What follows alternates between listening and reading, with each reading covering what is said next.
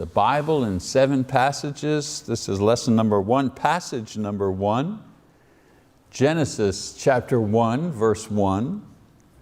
Prelude to the promise, creation. I want you to imagine, when you're in this class, I want you to imagine a world where the Bible as we know it has been taken away.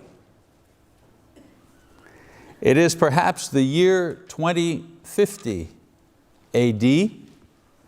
Government, big tech, academia, the news media, and Hollywood have entered into a devil's scheme to undermine the veracity and limit access to the Bible, as well as shame and condemn those who believe and use the Bible as their spiritual and moral guide for life in this world. Not too hard to imagine, I think. And this has been achieved gradually as a government has drifted to the extreme positions, setting up leaders who completely embrace policies and agendas that are devoid of any Christian principles. And these are aided and abetted by big tech and academia who help formulate and establish and disseminate a new narrative about life and death, where God is not considered or even ever mentioned. Now this has been easy to do because the mention of God or the use of the Bible, these things have been removed from the government, from academia and other areas for decades. And so once the new life narrative has been set by primary education in conjunction with the government complex, it's an easy matter for this to be unilaterally affirmed by big tech, and the constant repetition of this message by the news media for the serious manner of repeating this kind of propaganda, that there is no God, that the Bible is not really worth anything, and also repeated by the entertainment industry, who dress up the lies so they can be swallowed whole as diversion or emotional comfort. And of course, the lies continue to be peddled to the next generation through the corrupted university system. Imagine a world like this.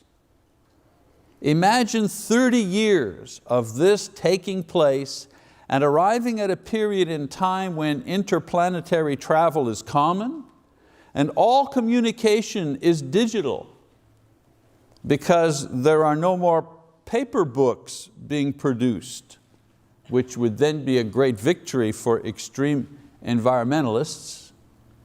Oh, there may be some kooks who have stashed books in their attics, and there are rumors of hidden bunkers containing thousands of original copies, but printed material is all created now, all processed, all stored and transferred from something called a quantum memory storage unit.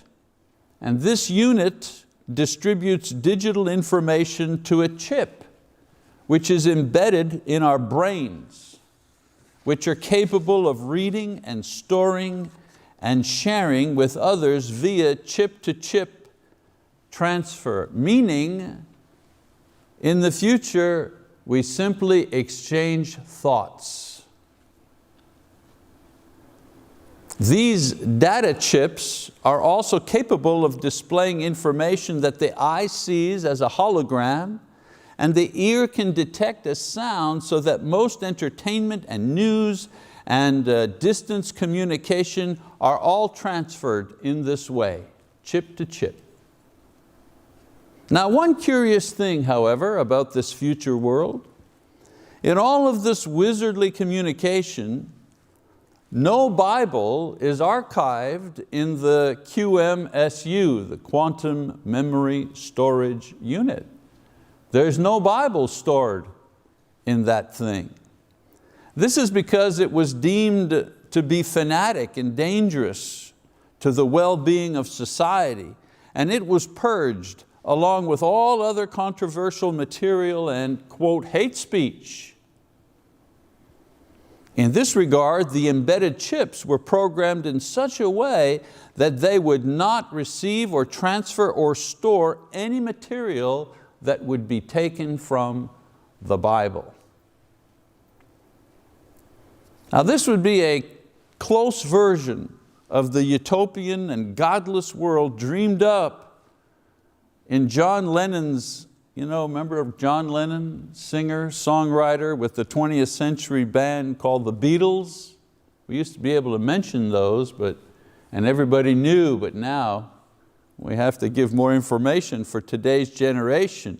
John Lennon's famous song entitled Imagine. And I read it for you. Imagine there's no heaven. It's easy if you try. No hell below us, above us, only sky. Imagine all the people living for today. Imagine there's no countries. It isn't hard to do. Nothing to kill or die for, and no religion too. Imagine all the people living life in peace. You may say that I'm a dreamer, but I'm not the only one. I hope someday you'll join us and the world will be as one. Imagine no possessions, I wonder if you can. No need for greed or hunger, a brotherhood of man. Imagine all the people sharing all the world. You may say that I'm a dreamer, but I'm not the only one. I hope someday you'll join us and the world will live as one. This song, very popular even to this day, used as a commercial, used all over the world. In his lyrics, Lennon posits the idea that a peaceful, united, prosperous, global community of mankind would only be possible if we remove the idea of God and the practice of religion. That's his point. His implicit suggestion is that belief in God, and by extension, the manufacture and sustainment of religion by the single greatest resource of religion, which is the Bible, all of this should be eliminated. The logic is simple. No God, no war. Therefore, no Bible, no God, no war. That was his plea. Imagine living in a world like the one I have just described. A world of dazzling communication technology, but one that had successfully managed to suppress the access to and the spread of God's printed word. In such a world, believers would need to carry with them the essential message of the Bible in an extremely abbreviated format. In other words, they'd have to do it in just simple human memory, since, as I mentioned before, the embedded data chips could not accept or retain Bible verses. You'd have to do it old school way, just from memory. Of course, the average person would have great difficulty memorizing or accurately remembering the contents of just one Bible book, in an attempt to create and maintain faith, let alone memorizing all 66 books that make up the Old and New Testament parts of the Bible. Who could do that? Perhaps 66 books were impossible to memorize. But what about 7? What about 7? Not 7 books. What about 7 passages? Could we find 7 passages that encapsulated all 66 books of the Bible? 7 passages that, if memorized or remembered, would keep the essential message of God's word intact in a person's mind, in a person's heart. 7 passages that could explain God's overall plan of salvation, accurately identify Jesus, and provide a lost sinner the good news by which his sins would be forgiven and his future glory guaranteed. Could all of this be done with only 7 passages of Scripture? Well, this futuristic scenario that I've just described is a little far-fetched, even though we can see how some of these things might threaten us given what is going on in our world today. I know a lot of people who would love to live in a world like this. No Bible, no God, no religion. Who knows, future generations of believers may have to struggle with similar issues in the decades to come. In the meantime, allow me to use this futuristic introduction to establish the basis for a brief series of lessons entitled The Bible in 7 Passages.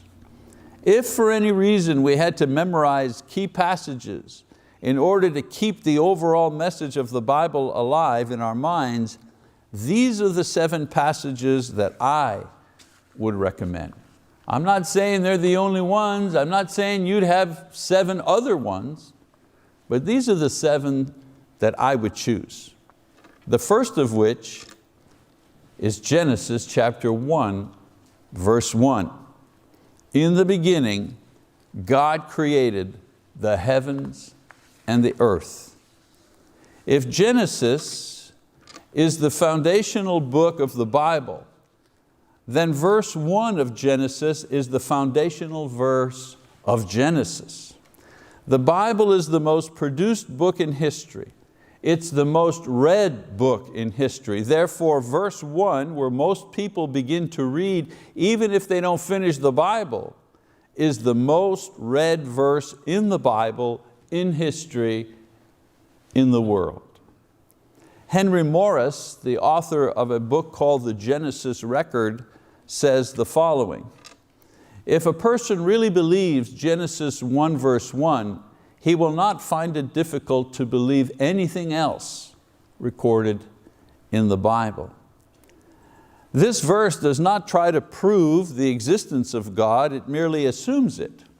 Of course, it was written before any disbelief occurred, before any false system of belief to reject God was developed, so it doesn't attempt to prove a self-evident fact.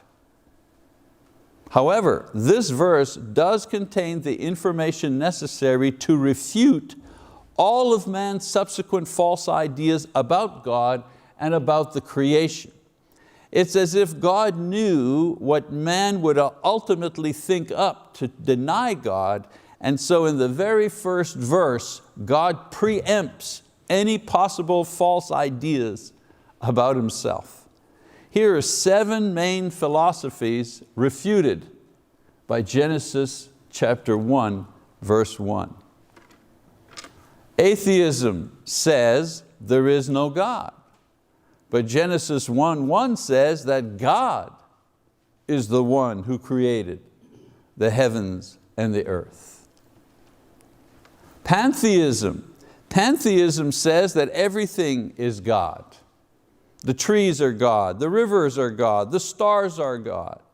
Pantheism is a form of thinking where people deify nature or give nature a force of its own. But Genesis 1 verse 1 says that God is separate from His creation. He is not part of the creation. He existed first and then He created the world. He is before the creation and He is after the creation. Polytheism teaches a multiplicity of gods. The Greeks, the Romans, and nearly every ancient people as well as primitive peoples today in Africa and South America and various Eastern countries are polytheists.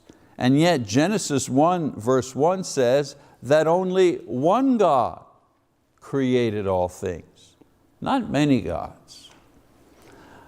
Materialism says that all is matter, and matter has always been. Matter is the only thing that exists. Communism, for example, is based on materialism, and the main idea is how to distribute materialism equally. However, Genesis 1 verse 1 says that matter had a beginning. At some point it did not exist, and then God brought it into existence. Another false idea, dualism.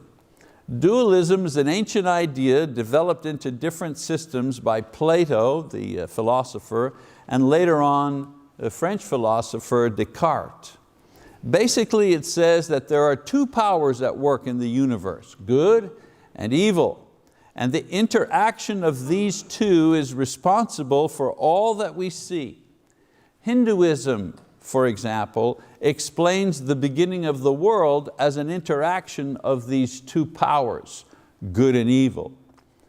Genesis 1:1, however, states that what we see was created by only one power, God. The Bible accounts for evil, but evil is never at the same level as God.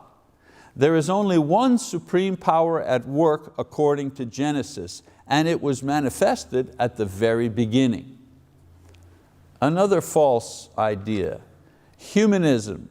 Humanism teaches that man is the ultimate reality. There is nothing higher or nobler than man. Many good works are done to benefit mankind, and they're done because of people who hold this philosophy. However, Genesis 1 verse 1 refutes this idea because it teaches that God, not man, is the ultimate reality, because God was here before man was here, and God is the creator of man and not the other way around. And then we have evolution. Evolution is our most prevalent idea today. It says that time and chance working on eternal matter are responsible for the universe. However, Genesis 1 verse 1 says that in the beginning, a specific time, God, not chance, created, it didn't evolve, it was created, the heavens and the earth. Now, there are 7 other theories that are destroyed by Genesis 1:1. Naturalism, for example, that teaches all is matter, is taken care of by this particular verse. Deism, that says that God created things and then was not involved. Agnosticism, that we can't know, is destroyed by Genesis 1:1, because we do know, the Bible tells us what's going on. Monism, which teaches Genesis without God, everything just happened. Well, again, Genesis doesn't say everything just happened. Genesis said God made these things happen. Let's see, determinism, it's all fate. Again, Genesis 1:1 doesn't talk about fate. It talks about a deliberate, willful action. God created the world. Pragmatism. Pragmatism teaches, well, whatever works is whatever is good. But again, Genesis 1:1 isn't whatever works. Genesis 1:1 is God willingly created something objectively, which is the creation. And then nihilism, what's right makes might, or excuse me, might makes right, that idea. All of these various human ideas are different ways to deny the simple truth of Genesis 1:1 and replace it with a man-made idea. Okay, now let's look at the words in Genesis 1 verse 1. We'll save the phrase in the beginning for a little later. Let's just go first to God. the Hebrew word Elohim, which stresses the majesty and omnipotence of God. It's a plural noun, gods actually, but it's used in a singular fashion in this verse. This immediately suggests the dynamic nature of God, who is at the same time one, yet more than one somehow.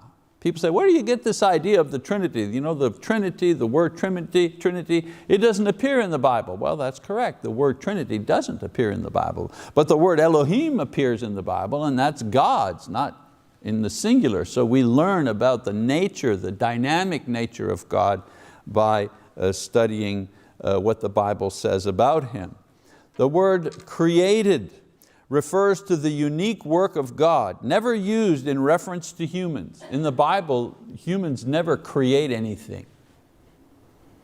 Okay? The word means to call into existence something from nothing. In the Bible, it says of man, man forms or man fashions, but only God creates. The whole system of faith rests here, either random particles which always existed, generated by themselves a more complex, orderly universe, and then graduated to intelligent beings capable of applying and developing intelligence. In other words, the same matter that made a rock also made you. You have a choice of believing that, or that an intelligent being, God, created you. Which one do you want? Which makes more sense? Okay. Another word used in the beginning, God created heaven. This does not refer to the stars and planets, but to the space where these are situated. When we refer to our existence, we talk about the space, mass, time universe, the basic components of our existence: space, mass, time. The heaven would refer to the space component, since the time component has been introduced in the beginning. And the mass element is about to follow. No word is used in the Bible to express this idea of space, so the term heaven is used, as in the idea of the expanse of the universe, the space of the universe. The other word used in this phrase, earth, in the first verse, God created the heavens, the earth. Again, there's no word in the Bible that refers to matter. So Moses uses the term earth, land, which describes the creation of the next basic component, which is matter, not yet shaped or formed, but now in existence. And then the term in the beginning. I have said that the universe is a combination of the elements of space, matter, and time. Science teaches that each of these elements is necessary for the universe to have a meaningful existence. So I've said that the universe is a combination of those elements, all right? And as I mentioned, you have to have all of them to have meaningful existence. If there is space and time but no matter, then the universe is empty. Nothing happens. If there is matter, which includes energy, and time, but no space, then there's no movement, just one big mass. You need space, okay? So time is the third and most important component because it permits perception of the matter and the space. And so in Genesis 1:1 says that the element of time was called into existence along with space and matter to comprise the space, time, matter continuum, which we call the universe. Now, Genesis says that this time, space, matter component was not yet formed. The next verses go on to explain how God fashioned the raw materials of creation into the universe that we now can see. Some authors say that verse 1 is the title of Genesis, or it's a summary of events. But as we said before, the summary of Genesis 1 is given in chapter 2, verse 4, where it says, "These are the generations of the heavens and the earth when they were created."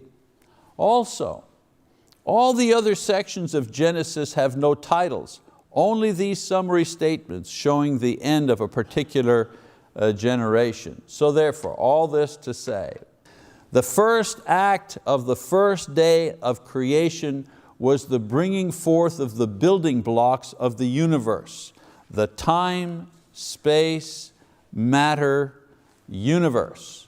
So if you were translating Genesis chapter 1, verse 1 into modern scientific English, you might end up saying this: the transcendent, omnipotent Godhead called into existence the time, space, matter universe. And so with this one verse committed to memory or simply remembered, all of these related ideas are stored in there as well. Okay? All the ideas that are destroyed simply from Genesis chapter 1, verse 1. From just those few words, you can respond to all the false philosophies that I've talked about. 7 major philosophies and 7 kind of minor things. 14 ideas of man which have been prevalent in our society for centuries are all put aside simply from Genesis chapter 1, verse 1. Okay, so in the next lesson, we're going to examine the passage that sets the overall theme of the Bible and explains what the Bible is all about. That'll be in our next lesson. All right, I want you to do an exercise just for fun. I'm not telling you which verses are coming up. I want you to see if you can guess what the next 6 verses are going to be. I'm only doing 7, and they're supposed to be able to compress all the major things in the Bible in those 7. So if you have time, you've got Genesis 1:1. Let's see, which other ones would you choose if you had to choose only 7 verses in order to go through the entire Bible?